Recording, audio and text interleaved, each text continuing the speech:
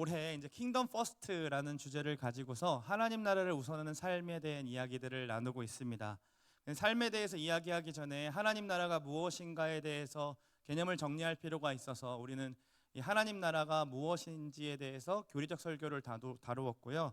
그리고 지난 2주간 이제 성경 전체의 주제인 하나님 나라를 살펴보고자 창세기 1장부터 3장까지의 이야기를 통해서 하나님 나라가 어떻게 시작되었고 어떻게 왜곡되어서 무너졌는지를 나누었습니다. 좀 기억해 보면 우리는 어떤 존재라고 했습니까? 하나님의 형상을 닮은 존재고 보시기에 심히 좋은 존재로 창조되었다라고 했습니다.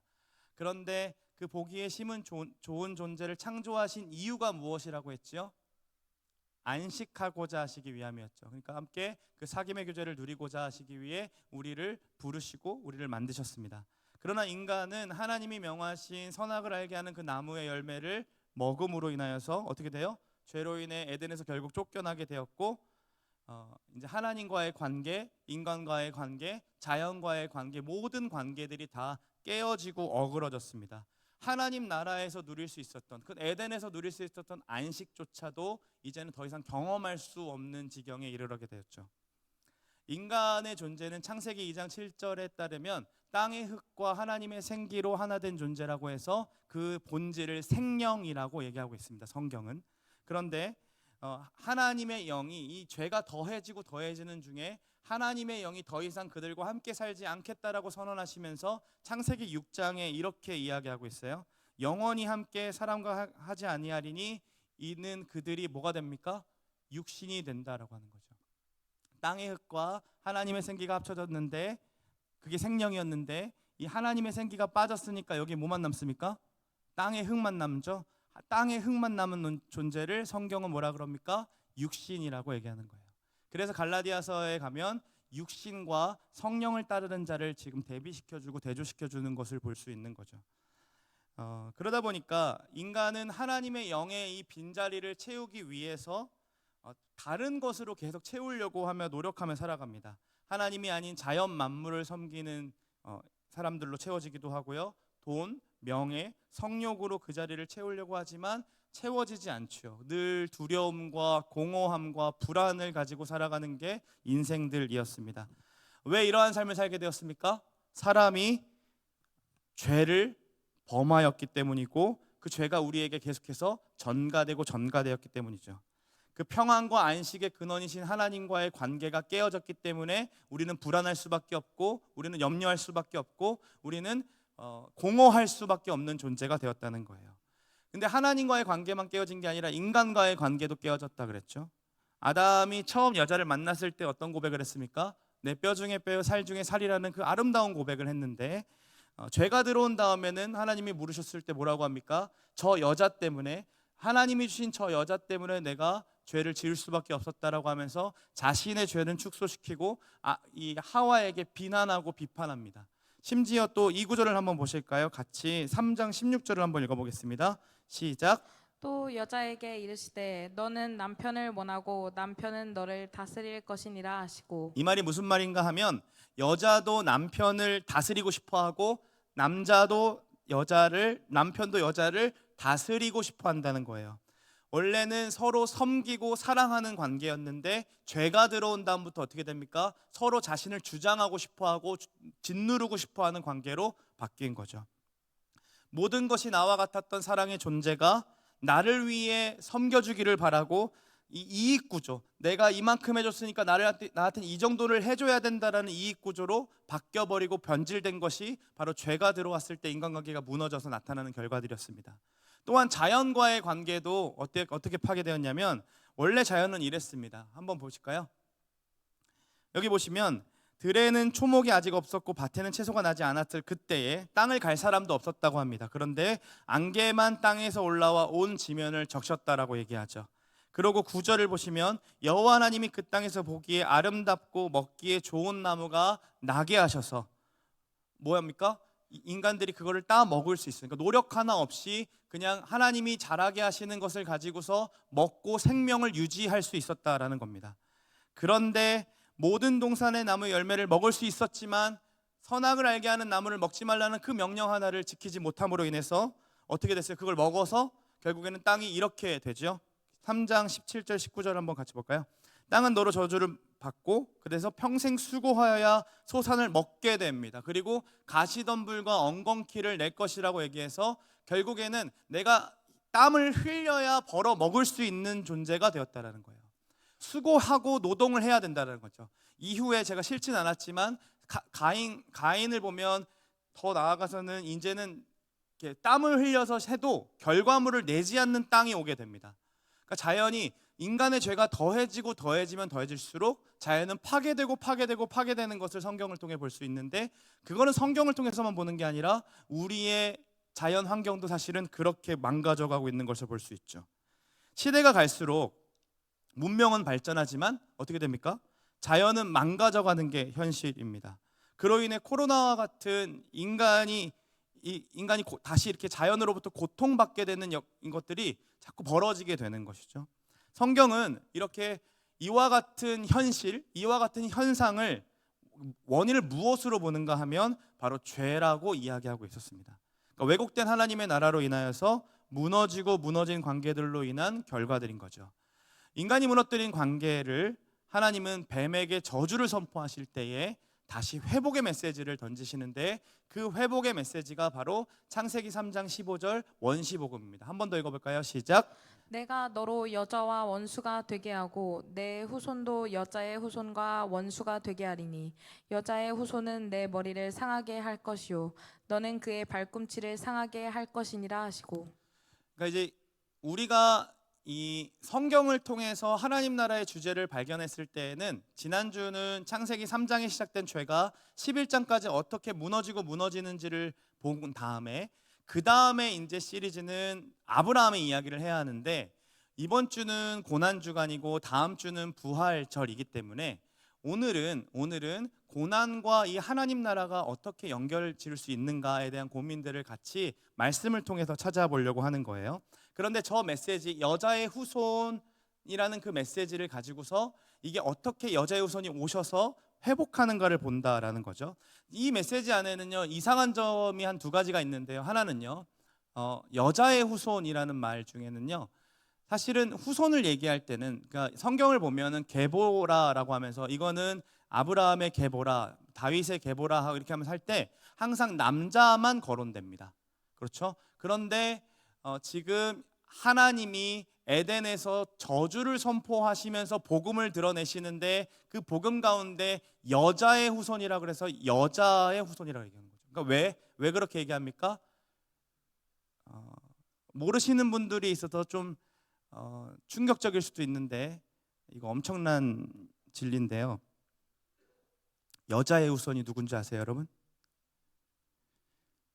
3초간 뜸들이고 바로 예수님이세요. 이게 왜 그런지 설명을 해줄게요.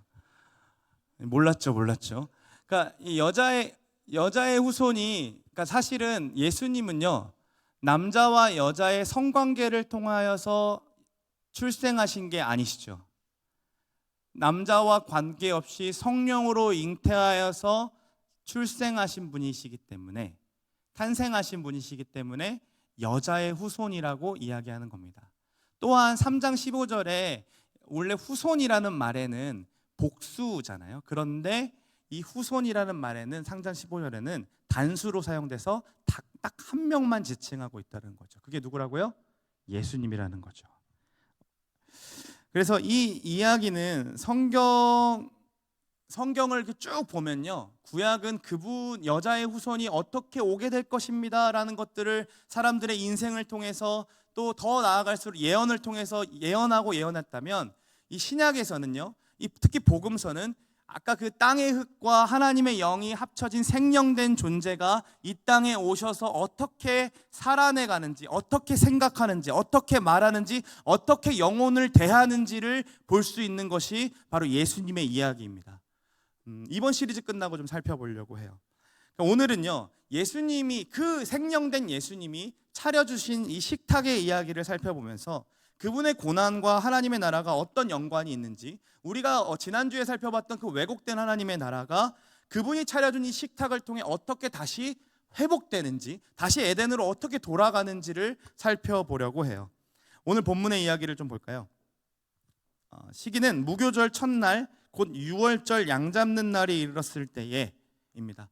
예수님은 신적 권위를 보여주시면서 나귀를 구하셨을 때와 같이 제자들과 함께 저녁을 먹을 장소를 구하십니다. 그뿐 아니라 이제 구하신 다음에 다 같이 유월절 음식을 먹고 있었고, 그때 분위기를 한번 생각해 보면 굉장히 행복하고 기쁘고 좋았을 겁니다. 왜냐하면 그들이 예루살렘에 올라갔을 때에 요한과 그 다음에 야고보가 예수님을 찾아가 이렇게 얘기합니다.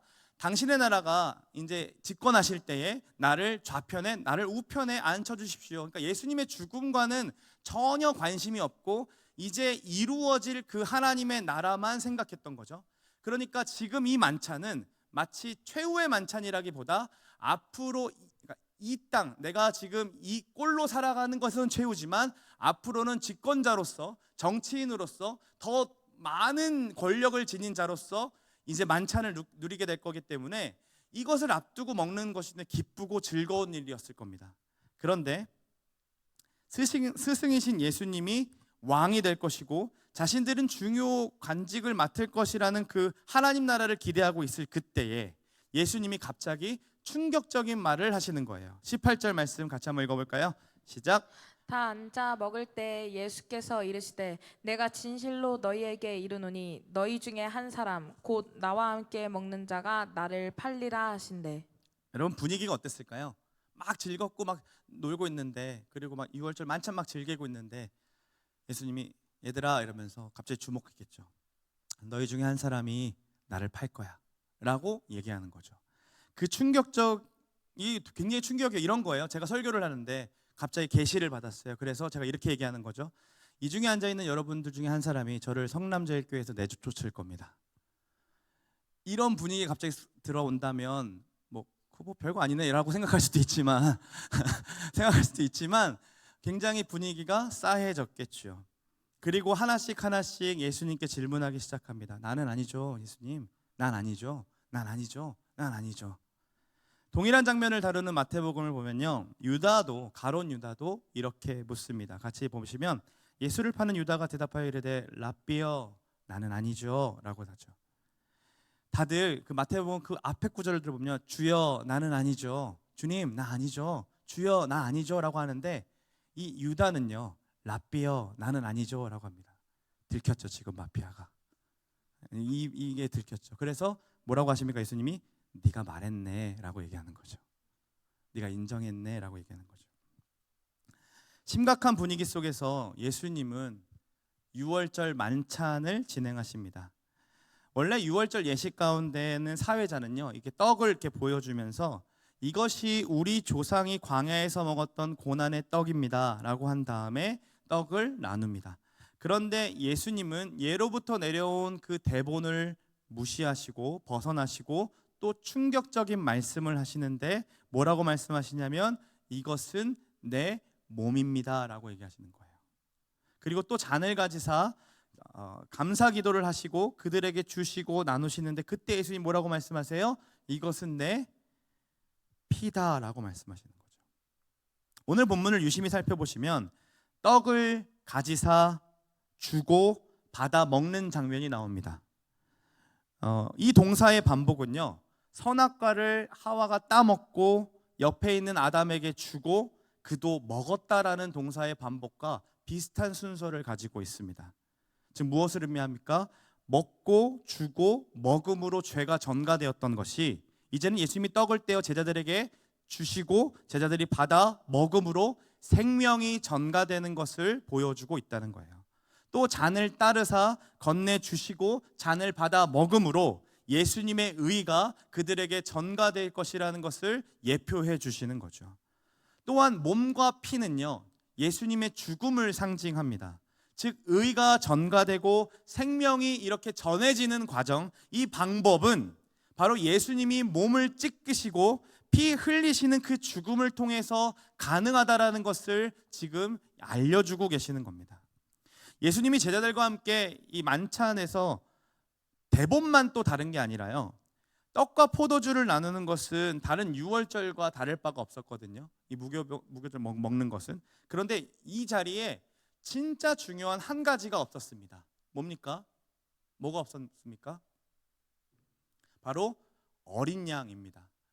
유월절 만찬에 어린 양은 꼭 있어야 합니다. 왜냐하면 그 당시에 어린 양을 잡아서 그 피를 문 임방과 좌우 설주에 발라야 죽음이 그거를 넘어간다라고 해서 유월절이라고 얘기했던 거잖아요. 그러니까 어린 양은 꼭 필요한 것이었는데 예수님이 차려주신 만찬에는 지금 어린 양이 없었습니다. 그 상위에 없는 거죠. 왜 그렇습니까? 세상 죄를 지고 가는 하나님의 어린 양이라 했던 그 세례 요한의 증언과 도살장에 끌려가는 양과 같다라고 했던 이사야의 증언, 그 증언을 했던 그가 바로 나다라는 것을 가르쳐주고 계시는 거죠. 예수님이 이것은 내 몸이다, 이것은 많은 사람을 위해 내가 흘리는 나의 피다라고 말씀하시면서 내가 바로 예표하고 예정되었던 하나님의 어린 양이심을 드러내시고 나타내시는 겁니다.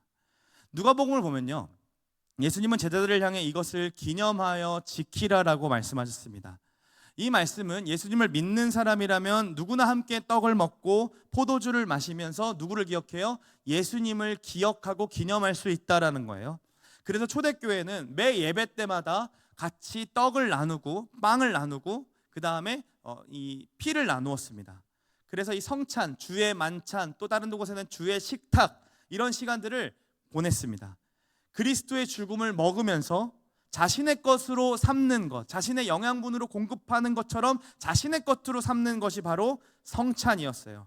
이 성찬을 통해서요, 예수님은요, 무너졌던 그 관계들을 다 회복하기 시작하십니다. 아까 무너졌던 관계 세 가지가 있었죠. 뭐가 있습니까? 제에서 하나님과의 관계, 인간과의 관계, 자연과의 관계를 이 성찬을 통해서 회복시키십니다. 먼저 볼까요? 요한복음 말씀입니다. 조금 길지만 같이 한번 읽어볼게요. 시작. 내 살은 참된 양식이요, 내 피는 참된 음료로다. 내 살을 먹고 내 피를 마시는 자는 내 안에 거하고 나도 그의 안에 거하나니 살아계신 아버지께서 나를 보내심에 내가 아버지로 말미암아 사는 것 같이 나를 먹는 그 사람도 나로 말미암아 살리라. 생명이신 주님께서 제자들에게 자신의 몸과 피를 상징하는 떡과 잔을 주심으로 먹고 마시는 자 안에서 어떻게 하신다고요? 거하시고 살겠다라고 선언하셨습니다. 원래는 나의 영이 다시는 인간과 살지 않겠다라고 하면서 떠나버려서 육신이 된 존재였는데 지금 자신의 몸과 피를 내어주심으로 이제는 그들과 함께 거하시고 사시겠다라고 말씀하시는 거죠. 이렇게 하나님과의 무너졌던 관계가 회복되는 것을 보여주는 거예요.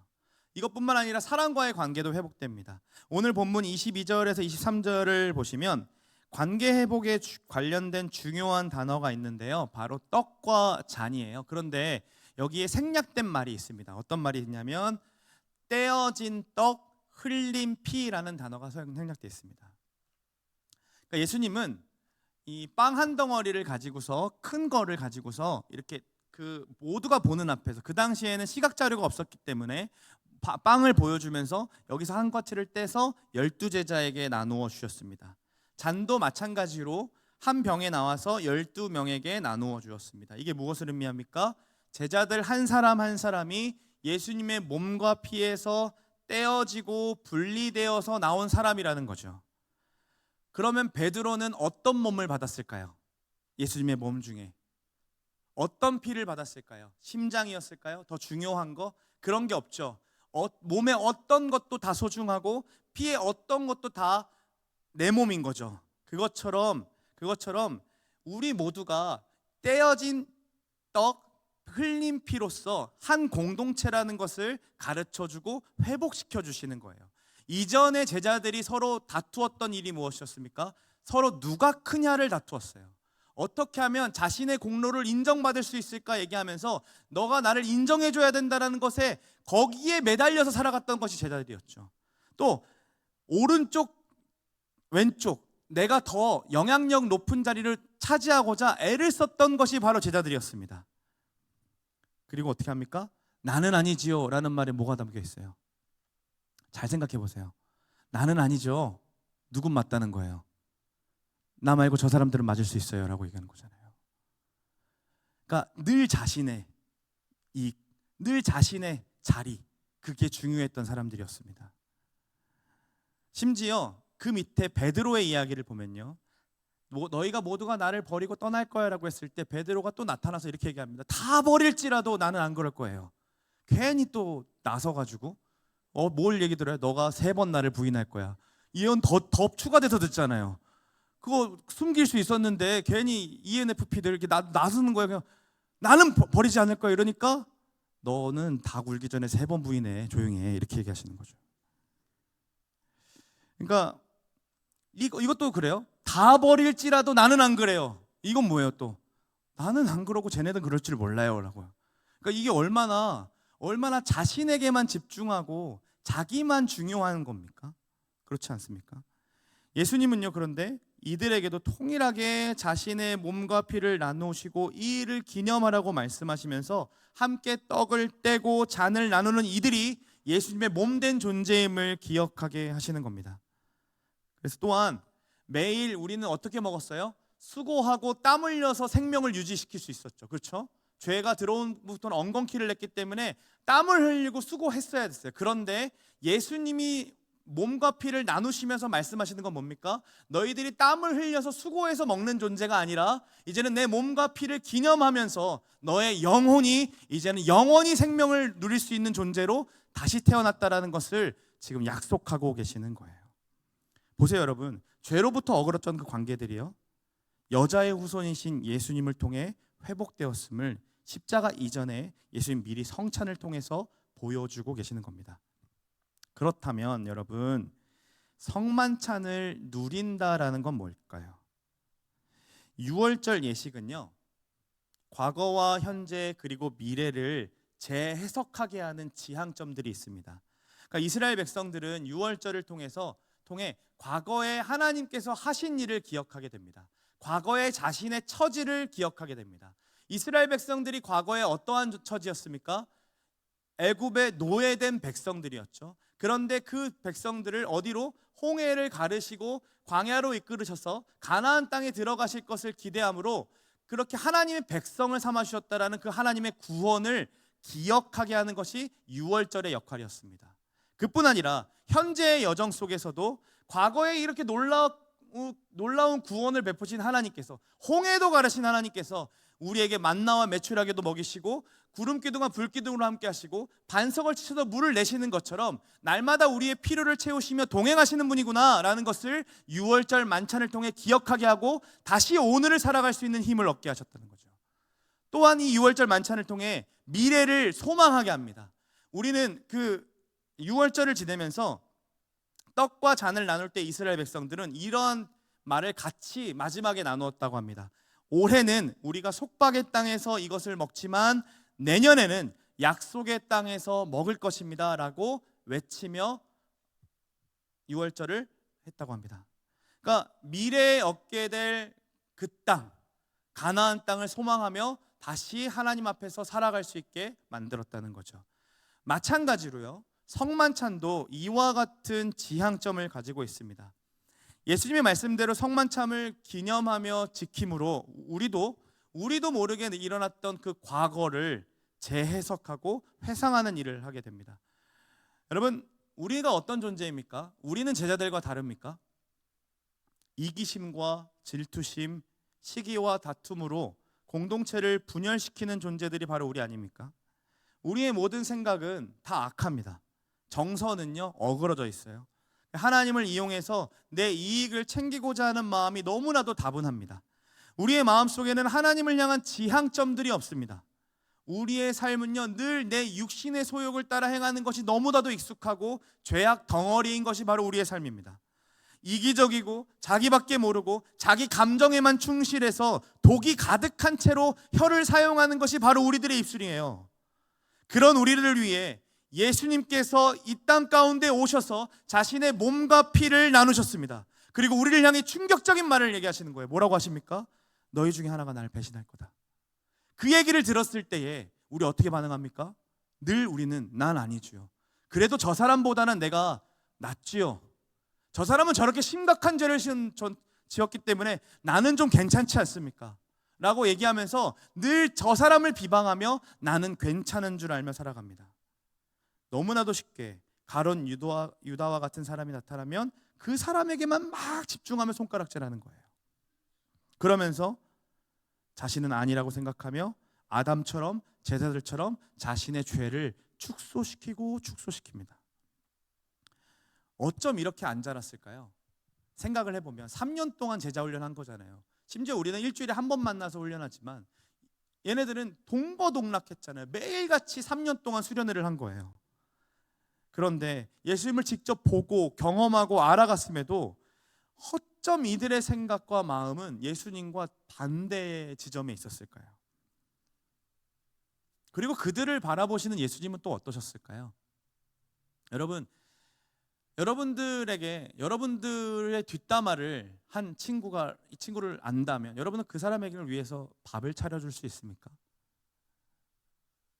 만나고 싶지도 않지 않습니까? 배신감이 들고, 심지어 3년 동안 사랑을 베푼 사람인데, 정말 아끼고 서로 동거동락하며 그렇게 지냈던 사람인데 내 뒤통수를 치는 것을 발견한다면, 그걸 알게 된다면 여러분, 그 사람에게 정말로 예수님의 사랑을 전하라고 하는 말이 가당키나 하다고 생각하지 않겠어요?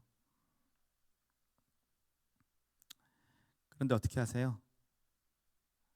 예수님은 물으세요.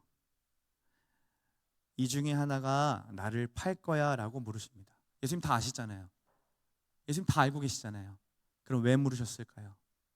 아담이 어디 숨었는지 아시면서 네가 어디 있느냐라고 말씀하신 이유와 같습니다. 그 이유가 뭡니까? 대화하고 싶으셨기 때문입니다. 오라 우리가 변론하자.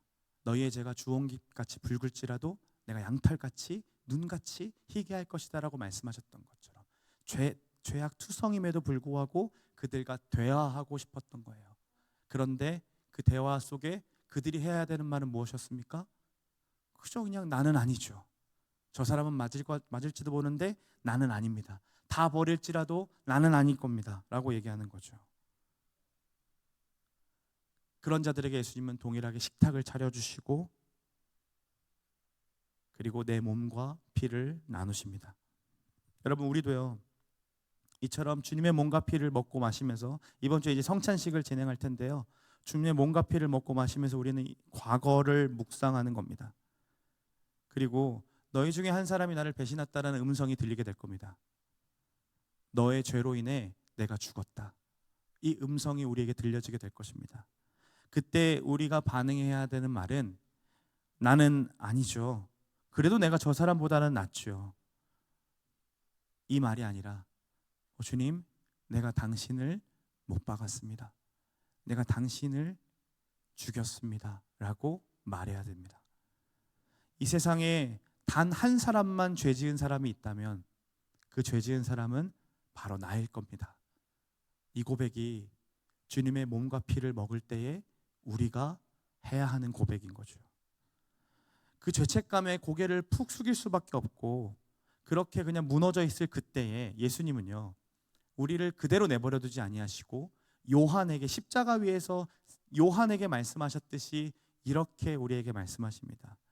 요한에게 이렇게 말씀하셨습니다. 보라 내 어머니라. 이 말 속에는 무엇이 담겨져 있습니까? 너는 배신자가 아니다. 고개 숙이지 말아라. 너는 나의 형제다 라고 말씀하시면서 자신의 육신의 어머니를 보살펴달라고 이야기하는 겁니다. 정말로 예수님은요, 우리들을, 제자들을 한 번도 배신자로 여기신 적이 없으십니다.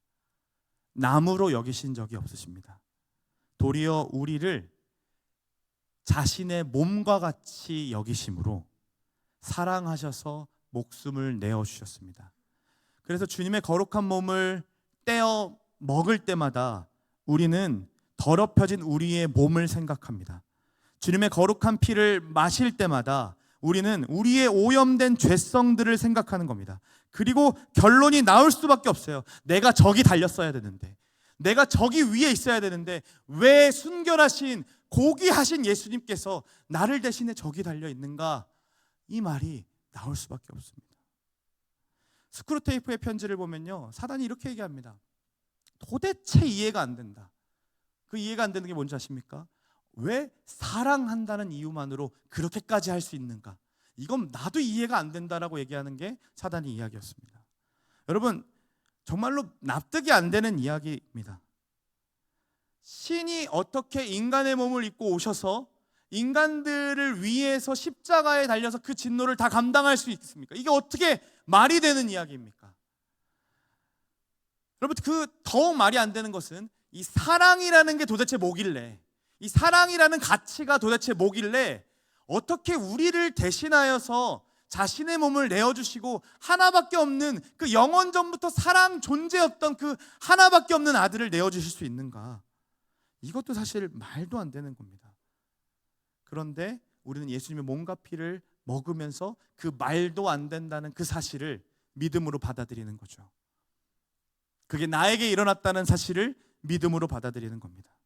여전히 죄악 가득하고 내 생각과 정서와 내 말과 행동은 거짓투성이지만 그의 몸과 피를 먹으면서 내 의로 인해서 내가 의로워진 게 아니라 오직 예수 그리스도의 피로 인해서, 예수 그리스도의 몸짓기심을 인하여서 내가 의로워졌다라는 것을 누리는 것이 바로 과거를 회상하며 성만찬을 통해서 재석하고 누리는 과정들입니다.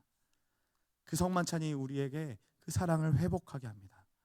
또한 주님이 차려주신 식탁은요, 성만찬은요, 현재를 살아갈 수 있는 힘을 제공합니다. 여러분, 우리는 현재를 살아가죠. 여러분, 우리 왜 살아갑니까? 라고 하면요, 보통 우리는 이런 식으로 얘기합니다. 그냥 사는 거죠. 뭐 돈 벌려고 살아요. 빚 갚아야 돼서 직장 출근해요. 어쩔 수 없어요. 이렇게들 얘기합니다. 그런데 여러분, 우리의 삶은요, 그런 것으로 결론을 내릴 만한 삶이 아닙니다. 우리의 삶과 우리의 현재는 영원하신 주님께서 영원전부터 계획하셔서 이곳에 두신 그 사건입니다. 그 시간입니다.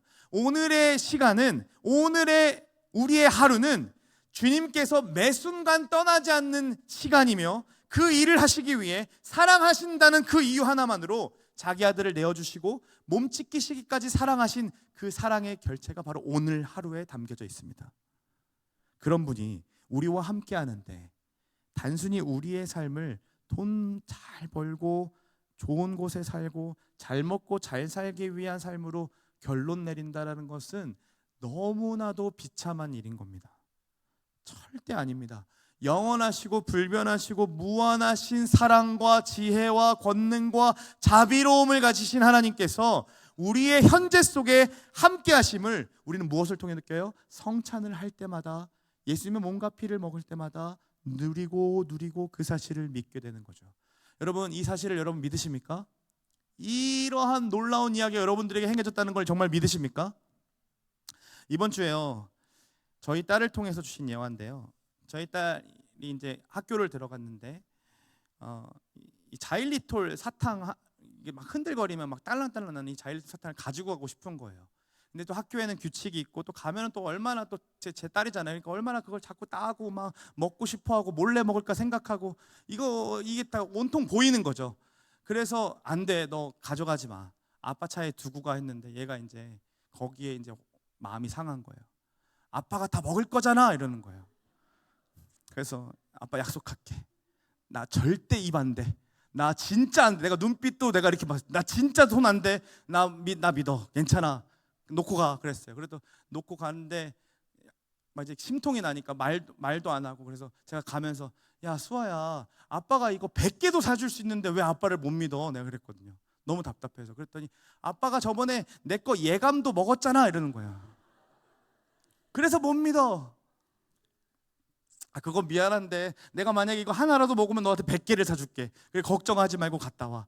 그러고서 이제 가는데 애가 심통이 나가지고 말도 못하고 그냥 가만히 가고 있었어요. 근데 또 이렇게 들여보내면 또 마음이 얼마나 아파요. 그래가지고 이제 학교 문 앞에서 제가 이렇게 끌어안고 수아야 아빠가 사랑해, 오늘 잘하고 와 그랬는데 거기서 갑자기 마음이 몽글몽글해졌나 봐요.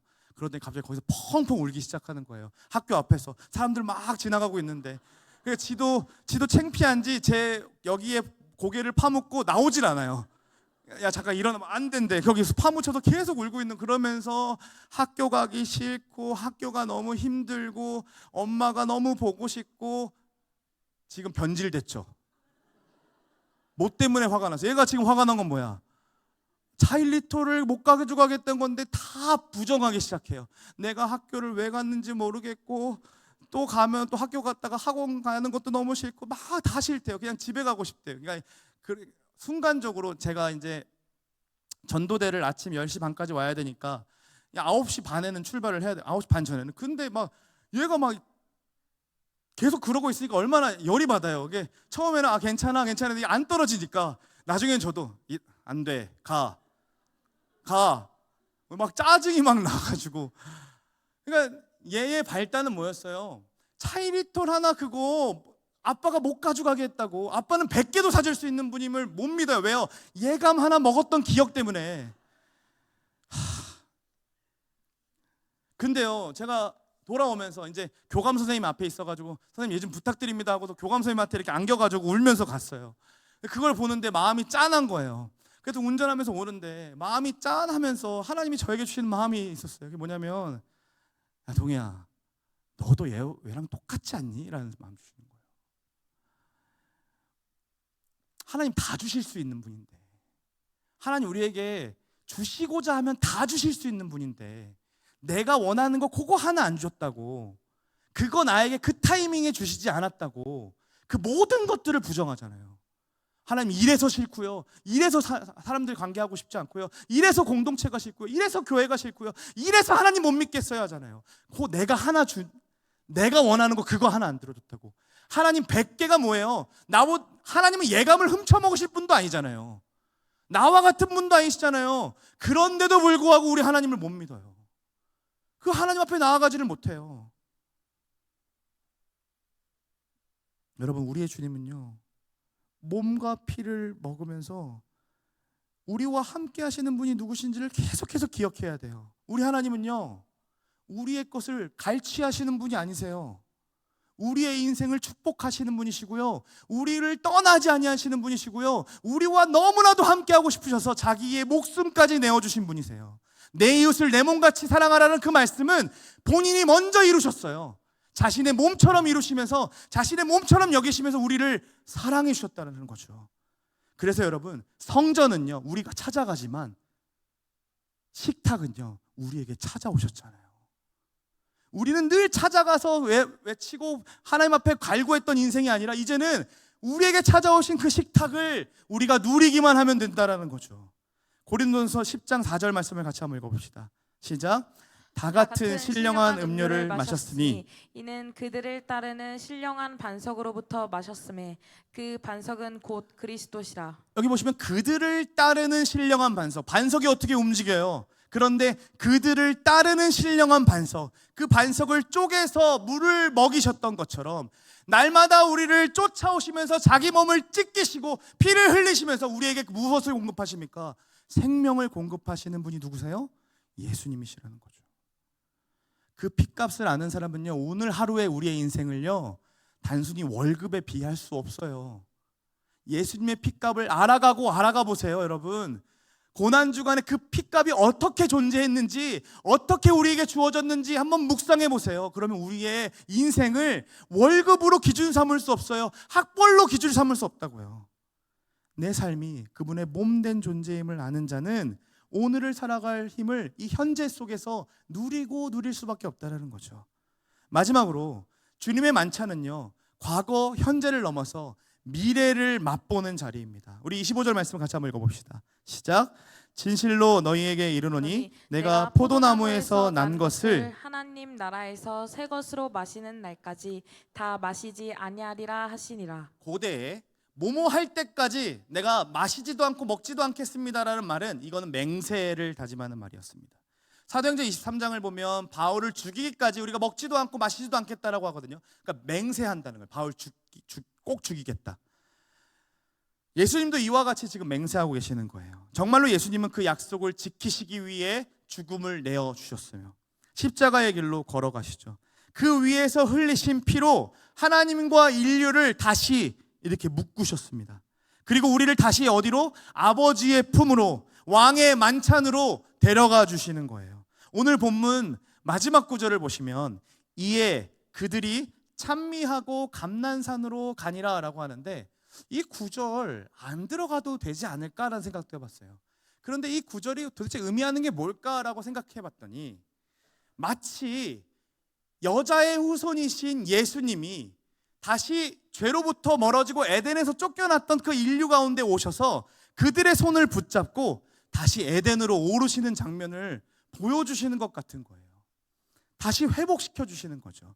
그리고 그분은요, 반드시 다시 오시겠다라고 말씀하셨어요. 그리고 영원전부터 거하셨던 그 아름다운 나라에 우리를 초대하시겠다, 우리를 꼭 데려가시겠다, 이렇게 맹세하셨어요. 그리고 그 나라가 어떤 나라입니까? 바로 이런 나라예요. 우리의 주님이 모든 눈물을 닦으시는 나라예요. 다시는 사망이 없는 나라예요. 다시는 애통하는 것도 없고요, 곡하는 것이나 아픈 것이 없고, 우리의 지긋지긋한 그 죄된 모습도 더 이상 기억되지 않는 나라예요. 그곳으로 우리를 예수님께서 반드시 오셔서 데려가실 겁니다. 그리고 처음이고 마지막이신 하나님께서 목마른 우리들에게, 갈급한 우리들에게, 영원한 샘물이 무엇인지도 모르고 늘 육신의 것에 목말라 살아갔던 우리들에게 이제는 영원한 생명의 말씀과 영원한 생명의 술을 우리에게 먹이심으로 그 자리에서 진짜 그 안식, 그 영원한 행복을 우리와 함께 누리시기를 기대하시고 고대하고 계신다는 거죠. 사랑하는 여러분, 우리의 삶에서 하나님 나라를 누리는 방법은 이미 우리 예수님께서 제시해 주셨어요. 그게 무엇입니까? 날마다 그분의 몸과 피를 먹고 마시는 거예요. 일상의 식탁 가운데 그분을 초대함으로 먹고 마실 때마다 그분이 옆에 계신다라고 생각하며 그분과 함께 동행하는 삶을 사는 거죠. 다시 누리게 될 그 하나님 나라를 소망하는 거죠. 그리고 그 나라를 소망함으로 현재 우리의 삶에서도 이 나라가 실현될 것들을 기대하며 우리의 말과 우리의 행동과 우리의 사고가 우리의 정서가 하나님 나라를 향하여 그 지향하며 살아가는 것, 그것이 우리에게 주신 그 하나님 나라의 만찬이라는 거죠. 사랑하는 여러분, 우리 이 말씀을 보시면 누구를 위해서 이와 같은 일을 행하셨습니까? 우리의 과거, 우리의 현재, 우리의 미래를 온전함으로 회복하시기 위해 여자의 후손으로 오셔서 몸 찢기시고 피 흘리신 것, 바로 우리라고 하면 또 날 제외해요. 저와 여러분들, 여러분 한 사람 한 사람을 위해서 우리 주님께서 하셨습니다. 여러분, 참 무서운 것은요, 이 성경을 계속 보는데요, 제자들의 삶이 우리의 삶이 될까 봐 너무 두려운 거예요. 유다의 삶이 우리의 인생이 될까 봐 너무 두려운 거예요. 목사로 서 있음에도 불구하고 예배의 자리 벗어나지 않죠. 유다도, 제자들도 예수님 곁에서 벗어나진 않았습니다. 그리고 말씀을 듣고 나누죠. 그들도 예수님의 말씀을 듣고 서로 나누었습니다. 그뿐입니까? 우리가 훈련을 통해서, 신앙생활을 통해서 여러 기적들을 맛보듯이 그들도 예수님과 동행하면서 여러 기적들을 맛보았습니다. 삶에서, 공동체에서 여러 기적들을 맛보며 행하기도 했어요. 그런데 정작 예수님 곁에 머물러야 할 때에 그들은 다 도망가요.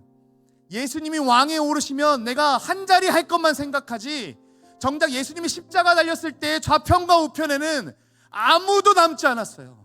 강도들 뿐이었죠. 도리어 자신의 생각대로 반응해 주지 않아서, 마음에 들지 않아서 예수님을 은 20에 그냥 팔아 넘기는 게 바로 가룟 유다의 인생이 아니라 우리의 인생이 될까 봐 너무 두려운 거예요. 우리 얼마나 많이 봅니까? 함께 신앙생활하는 사람들 다 뿔뿔이 흩어지는 거 우리가 얼마나 많이 봤습니까? 그렇게 열심히였는데, 그렇게 열심을 다했는데, 열심히 해보려고 무언가 해본다고 했는데, 얼마나 많은 사람들이, 얼마나 많은 동역자들이 이 자리를 떠나는 일들이었습니까? 여러분, 우리 고난주간에 여러 가지 이야기들을 남 얘기처럼 듣지 않기를 소망합니다. 우리는 다릅니까? 우리도 예수님 앞에서 나의 죄를 작게 여기며 그저 나는 아니죠, 난 아닐 거예요 하나님, 난 이 정도면 괜찮아요 라고 하는 것이 입에 밴 사람들입니다. 그런데 여러분, 우리의 죄책감이 그거 누를 때마다 거기서 멈춰지는 게 복음이 말하고 있는 게 아니죠. 복음은 그것을 넘어서서 그 죄책감보다, 나의 죄보다 더 큰 사랑으로 우리를 덮으시는 그 사랑의 깊이와 넓이와 높이를 알아가게 합니다. 그 은혜의 깊이를 알아가게 합니다. 여러분, 그 나라를 데려가시기 위해 우리 주님은 우리를 위해 목숨을 내어주셨습니다. 그분과 함께 이번 한 주도 동행하십시오. 나는 아니지요 하는 것이 아니라 내가 주님을 못 박았습니다. 내가 바로 그 죄인입니다. 이 세상 사람의 단 한 사람 죄를 지었더라도 죄를 짓는다면 그것은 바로 나일 겁니다. 그렇게 고백하며 그분의 사랑을 깊이 맛보는 하루하루 되시기를 간절히 소망합니다. 이 시간 이 찬양 하나님께 올려드릴까요?